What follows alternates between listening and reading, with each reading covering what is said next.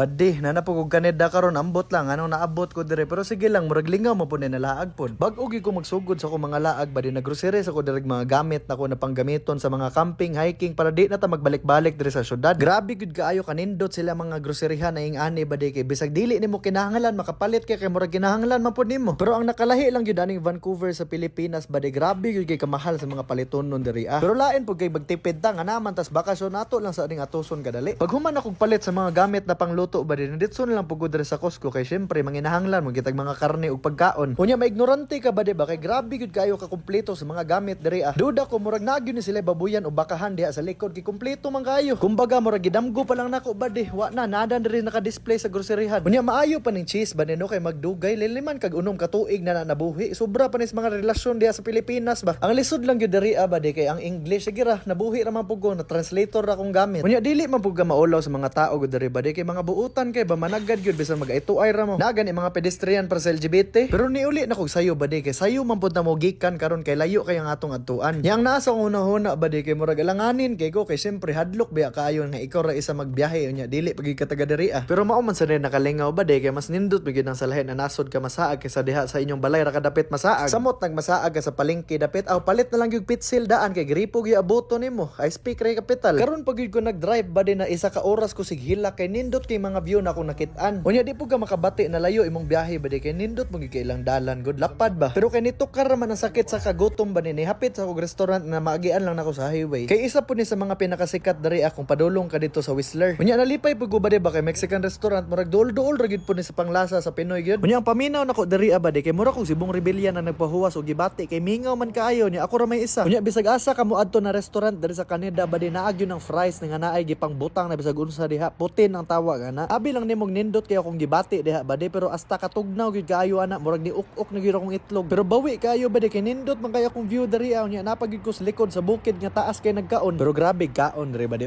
magsabaglibog lang gyud akong tiil kung asa mo baktas dapit. Kay gilaliman ka nang bisag asa mo lingi imong naong naagi hapoy pagkaonan. Pag human akong mukbang ba di niadto ko sa isa ka spot na ako ra isa kay ako ning lamlamon og tan-aw ni mga bukid diri na puno nag-ice. Kinsa may di maignorante daw ana na pinakadakong ice na ko nakit-an kadto naman dapit sa palengke katong nagabaligyag mga dagko bitaw na ice unya pang dukdukon ba di. Pero paglabay sa isa ka oras ug tunga ba di naabot na gyud ta diri sa Whistler. Mao sad na diri nako gituyo akong laag ba di kay gusto ko magtuon og ski. Pero wa na nako mabidyohan kay ako ra may isa wa man poy mugunit sa akong cellphone. Alangag mamalihog pag kong Amerikano na magka-problema pataana. Pero wa man sad ni mahay ba di kay ang akong gibook na hotel kay nindot man pug kaayo. Sikat pug kaayo ni ba di kay mao man ilang ginatawag na The Aspen. Pero sa kadugay na akong siglibot ba di wa man ko kitagiro. Kinsa man poy buang na tag-iya na magpapuyo og Aspen diri daw tan-awa ra guna ba di hasta kanindot kaayo. Murag kalibangon na kahilakon ang akong gibati ba di kay first time gyud nako karon na moadto og snow na lugar. Kay kanon na syudad ra gyud na pirme karon pabukid na pod. Nya bisag ing ani lang gyud ka simple ang ilahang plastada ba di maganahan gyud kay sa salida ra biya nimo ni makit-an. Pero daghan gyud gihapog maligo sa swimming pool diri ba di kay init man kay na pod. Isa pod sa rason nganong diri ko nagbook ba di kay tan-awa ra gong balkon ni ana Grabe ka puti gyud kaayo ba di.